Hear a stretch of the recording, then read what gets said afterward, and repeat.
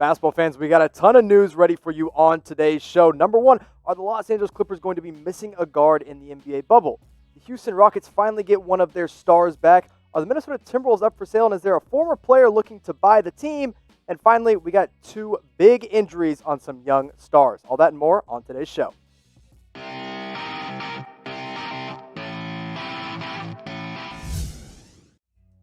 The NBA is up and running again, starting today with some NBA scrimmages, but we got the regular season coming up real soon in Orlando, Florida. So let me ask you right now, who are you most excited to watch when basketball is officially back? Whether it's a team or it's a young player or some older veteran star, whoever it may be, who are you most excited to watch? Put it down in the comment section below. I'll make it the pinned comment on today's video, so all you have to do is scroll down and respond. Now let's talk about the Los Angeles Clippers, because there is a very important player that could be missing some time. Patrick Beverley has left the NBA bubble for, quote, an emergency personal matter. So obviously, first and foremost, we hope that his friends and his family are all safe and healthy, but Beverley is not with the Clippers right now. And the most important thing is that he's started every single game for the Clippers this year. Every single game he has played in, he has been the starting point guard. Now, we all know Patrick Beverley as the pesky defender that he is, but his offensive game hasn't looked bad either this year. 8 points per game with 5 rebounds and 4 assists, and becoming a reliable three-point shooter at 38%. So, yeah, if Patrick Beverley misses time, let's say he leaves the bubble and quarantines for a while and isn't getting going until the second or third game back in the bubble, the Clippers could be really missing their guy. Now, luckily for Los Angeles, they did sign a new guard right before the NBA went on a break in Reggie Jackson, who was waived by the Detroit Pistons. Now, Jackson will probably step in as the starter alongside Paul George, Kawhi Leonard, Ivica Zubac, and Marcus Morris. Now, I know some of y'all are probably thinking, well, what about Lou Williams? They love Lou Williams as the sixth man. They're going to keep him as the sixth man, and he will probably play a lot more minutes than Reggie Jackson if Patrick Beverley misses some time. So, Patrick Beverley, we obviously hope that everything is okay with you, but the Clippers, they really need him back because his defense is important, but that three ball is important for him as well and for the Clippers. So, Patrick Beverley could be missing some time. Now, many expect the Clippers to make it all the way to the NBA Finals. After signing Kawhi Leonard and Paul George, they think they are real players for that championship. But what do you guys think? Who should be the favorite in the 2020 NBA Finals? I personally have the other Los Angeles team as the favorite to win it all, with LeBron James and Anthony Davis at the head of it all. They really are the favorites in my opinion, but maybe you think something else. Let me know in the comment section below.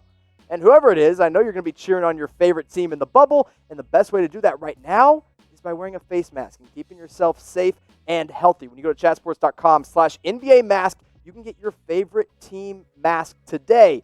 Keep yourself covered up, whether it's the Lakers, the Miami Heat, the Indiana Pacers, the Dallas Mavericks, whoever you want. You can get that at chatsports.com/NBA mask today. 1, 2, 3, 4, however many you need, go and get them. Now let's talk about the Houston Rockets. Russell Westbrook was recently diagnosed with COVID-19. He came down with the virus, and now he is all safe and healthy. He quarantined for a little bit. He stayed in his room. He didn't come out. He put up some negative tests, and now he's practicing with the Houston Rockets just in time for these scrimmages to start. Now, Russell Westbrook, the second half of the year, looked really, really strong. He really started to show that he can mesh with James Harden, and that backcourt can be a fearsome duo in the Western Conference. This year as a whole, Russell Westbrook averaged 27.5 points per game, 8 rebounds and 7 assists, that near triple-double monster that he is. But the three-point shot wasn't pretty, as it almost hasn't been recently, at 25.4%. But the important thing now for the Rockets is they can get that chemistry going once again with Russell Westbrook and James Harden and the rest of the team when they run that small ball lineup. Now, the reason it's so important for them to get it going as soon as possible is because the Rockets can't afford to slip at all. The Lakers and the Clippers, they've got that 1 and 2 spot locked up, but with Denver and Utah at 3 and 4, and then you've got OKC and Houston at 5 and 6, they're all really close together. The Dallas Mavericks are also right behind the Houston Rockets for that 6 seed, so if the Rockets even turn it off for just a little bit, they could fall as low as 7 in the Western Conference, and they're trying to climb up to 4, maybe even as high as 3 with Denver there, but I think realistically, Houston could be 5, 6, 7, all in that range, depending on if players miss time and if this small ball lineup works. Now, another thing that it really depends on is what version of Russell Westbrook are they going to get. The first 3 months of the season, Russ was trying to figure it out. He looked messy. 23 points per game, and The rebounds and assists are always consistent with him. He's always going to be able to put up those numbers. But the three-point percentage was down at 25.2%, and his field goal percentage, even when he was trying to finish around the rim, was at 44%. But then that second half of the year, January through March, he was putting up 31 points per game to go along with 8 rebounds and 6 assists, shooting it better than 31% from 3, and the field goal percentage was finally looking good at 52%. So the Rockets sure are glad that their second star is back in action, and he's back on the practice court before these scrimmages get going in Orlando, so he's going to be safe and healthy. But we've kind of had this discussion around the office, and I personally think they're pretenders. But do you think the Rockets are for real this year? Are they title contenders or are they title pretenders? If you think they're contenders, if you think they've got a real shot, type C in the comment section below. If you think they're pretenders, type P. And I'm going to be typing my P in the comment section because I think they're pretenders, don't think they got a shot at winning the NBA Finals.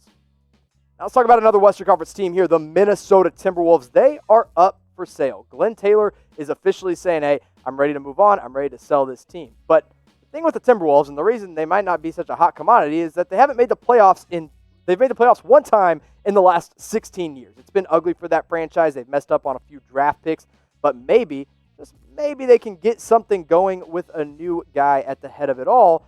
Maybe that player is former Timberwolf Kevin Garnett. Of course, Hall of Fame career, a great power forward, and he played, 14 seasons with the Minnesota Timberwolves. So he and a group of investors are exploring buying the Minnesota Timberwolves. But they're not the only one. The Vikings owner, Ziggy Wilf, is also interested in buying the team. But when you look at Minnesota as a whole, when they had Kevin Garnett on the team from 1996 to 2007, they were winning 54.6% of their games, and they made the playoffs 8 times when Kevin Garnett was there. 470 wins, 395 losses. But since they traded Kevin Garnett to the Boston Celtics in that 2007 offseason, things have gotten ugly.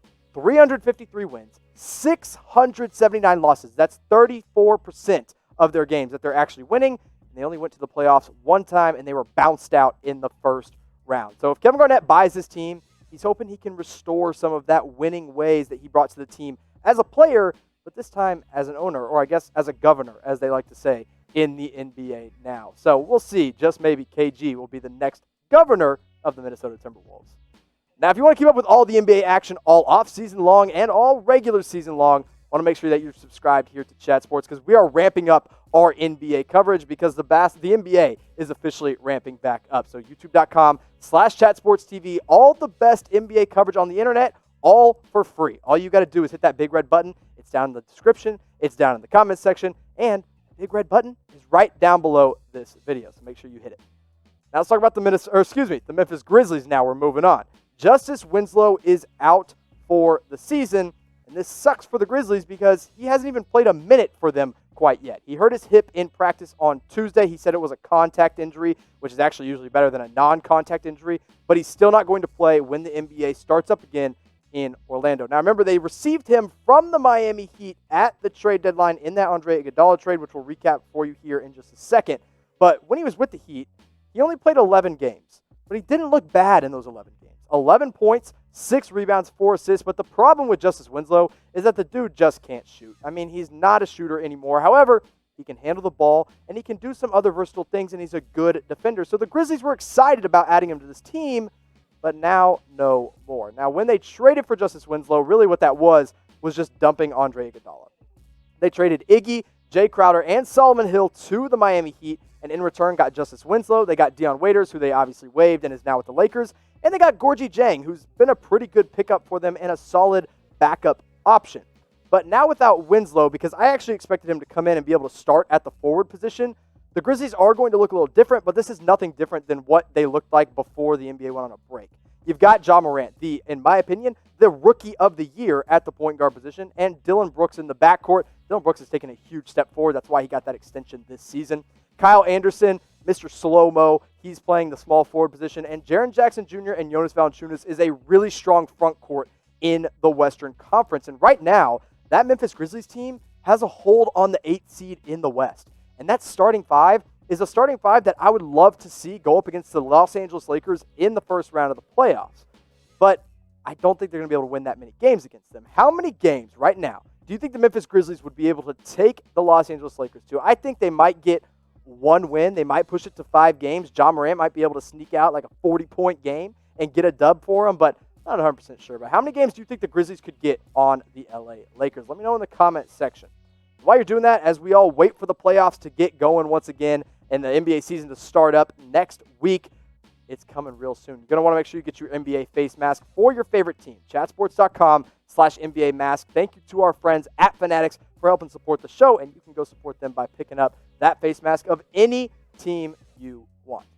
Now, I told you at the top of our show that we had 2 young players that are down with injuries. The second player is Marvin Bagley. I talked about him on yesterday's show. He was getting the MRI, and then after we stopped filming, they announced he's out for the season. So we're giving you the update here. Marvin Bagley done for the year with the Sacramento Kings. He had a foot injury in the same foot that he's already missed most of the season with due to injury. Now this year, in just 13 games played, which is not a lot for the second overall pick just 2 years ago, is putting up 14 points per game, 7.5 rebounds, and shooting 18% from 3. It's not good. Bagley is having a tough stretch this year, even when he's healthy. Now, the good thing for the Kings is that they've got a solid backup in Richaun Holmes.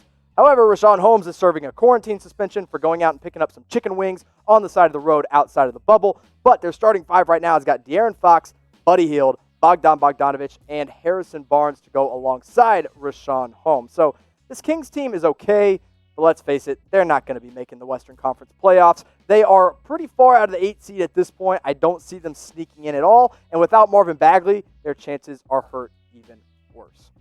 Now, I asked you to subscribe. Make sure you're subscribed here to Chat Sports. But if you want to make sure you don't miss a single NBA video, just scroll down and hit that bell and turn on our notifications so that you can know every single time we post a video right when that video is posted.